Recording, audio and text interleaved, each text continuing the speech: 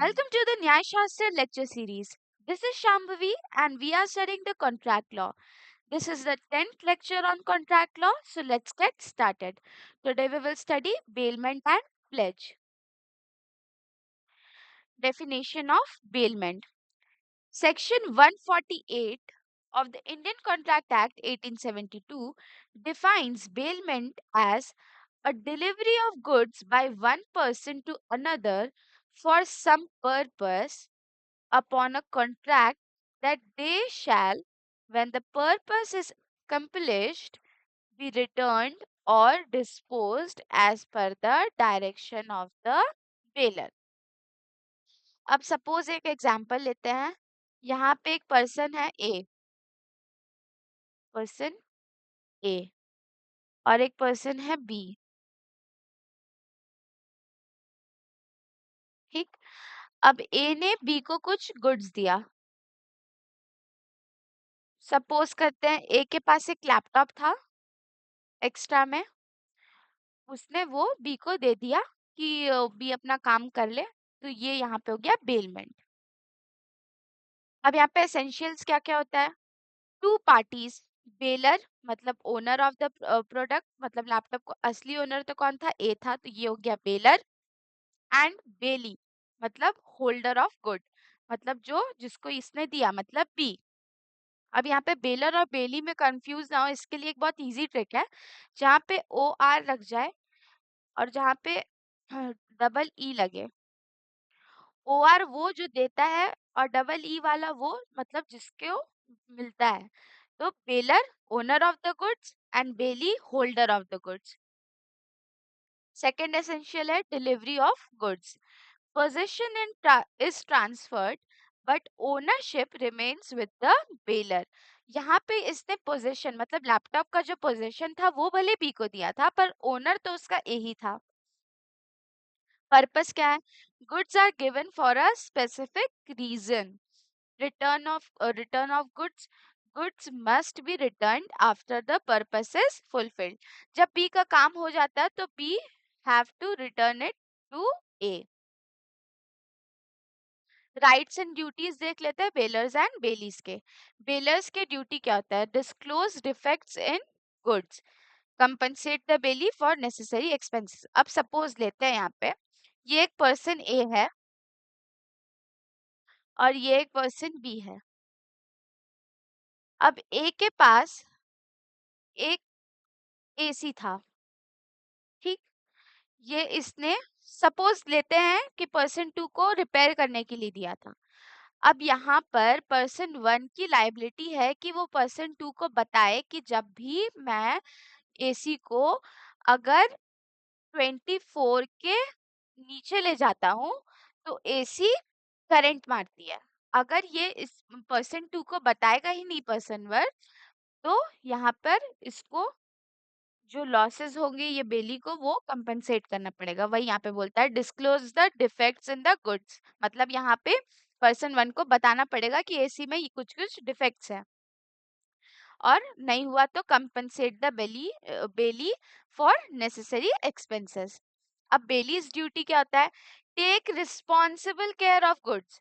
अब सपोज जैसे ये एग्जांपल था, यहाँ पे बी को ए ने लैपटॉप अपना दिया था, तो यहाँ बी की रिस्पॉन्सिबिलिटी बनती है कि वो लैपटॉप का प्रॉपर केयर रखे कि उससे वो खराब नहीं होना चाहिए, चार्ज में रहे, कोई नुकसान नहीं पहुंचे.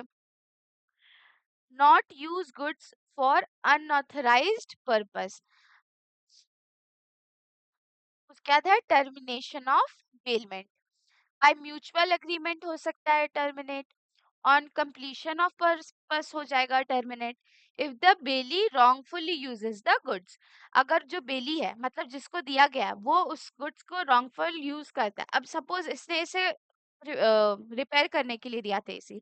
अब ये रिपेयर करके इसे बोल दिया कि भाई 1 महीना लग जाएगा और ये अपने घर में उसे लगा के मस्त हवा खा रहा है. तो यहाँ पे हो गया रॉन्गफुली यूज द गुड्स. अब एग्जाम्पल देते हैं. A gives his clothes to B for dry cleaning. B must return the clothes after cleaning. Here A is the baler and B is the bailee. अब एक case law है Coggs versus Bernard. The bailee is responsible if he fails to take responsible care of the goods. अब facts क्या था?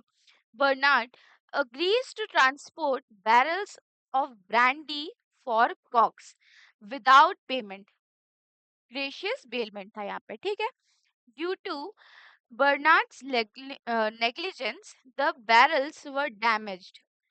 Cox sued Bernard for the loss. अब judgement क्या आया था यहाँ पे? A court held Bernard liable despite the service being unpaid.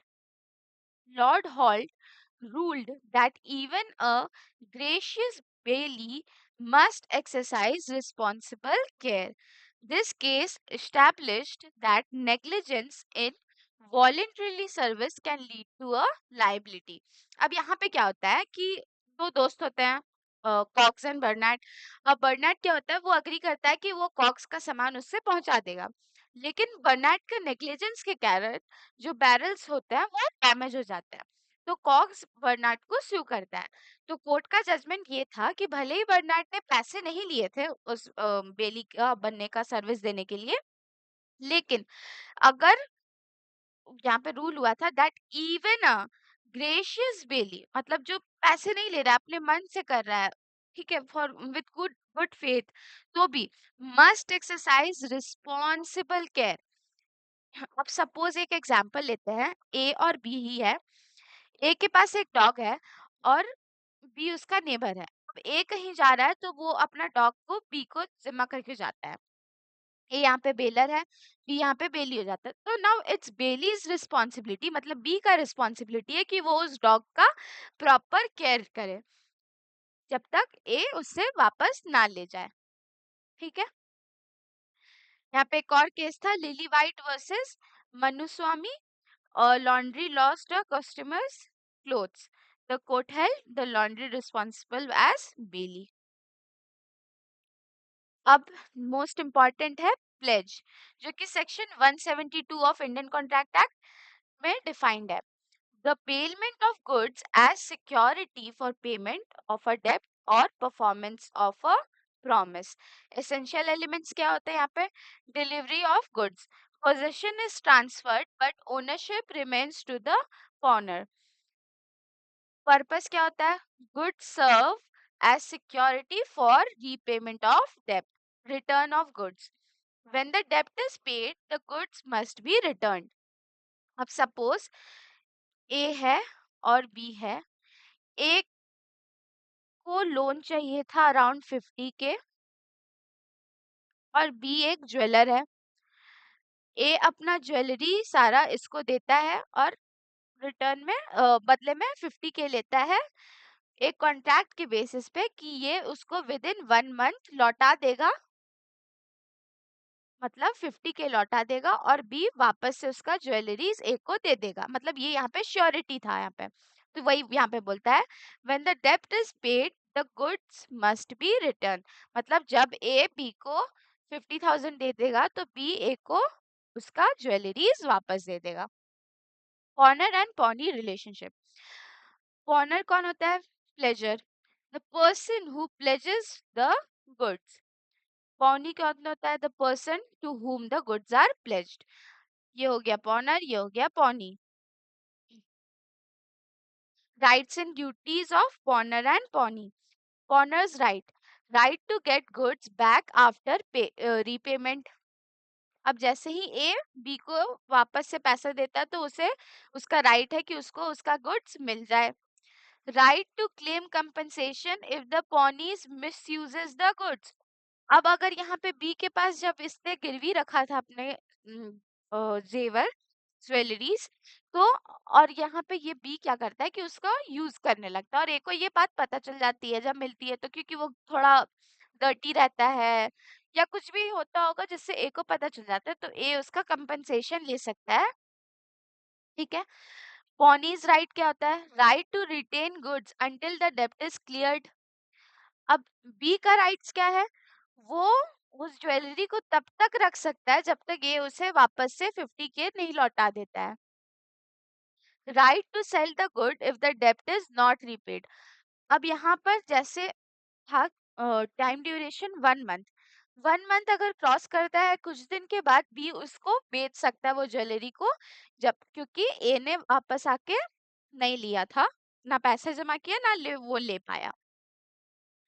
अब एक lien pledge, particular lien right to retain specific good for charges incurred, और general lien right to retain any goods for any outstanding डेब्ट।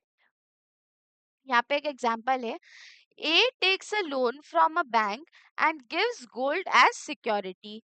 If A does not repay the loan, the bank can sell the gold to recover the amount. Here A is the pawnee and the bank is the pawnee.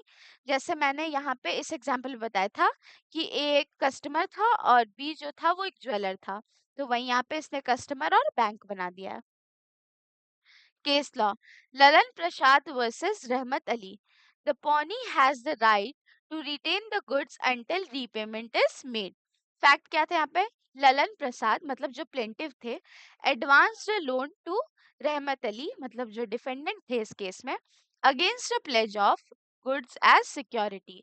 The loan was not repaid and Lalan Prasad sued to recover the pledged goods. Rahmat Ali argued with that Lalan Prasad never took possession of the pledged goods, so no valid pledge exists. यहाँ पे judgement क्या आया था? The Supreme Court held that possession is essential for a valid pledge under Section 172 of the Indian Contract Act. Since Lalan Prasad never had possession, the pledge was invalid and he could not claim the goods. However, he could still recover the loan amount from Rahmat Ali. अब यहाँ पे conclusion में हम बोलेंगे कि bailment is a temporary transfer of goods for a specific purpose, or pledge is a special kind of bailment where goods act as a security for loan. I hope आपको सब चीज समझ में आ गया होगा. Thank you for watching this video. Please like, share, comment and subscribe to our YouTube channel which is Nyay Shastra. Thank you.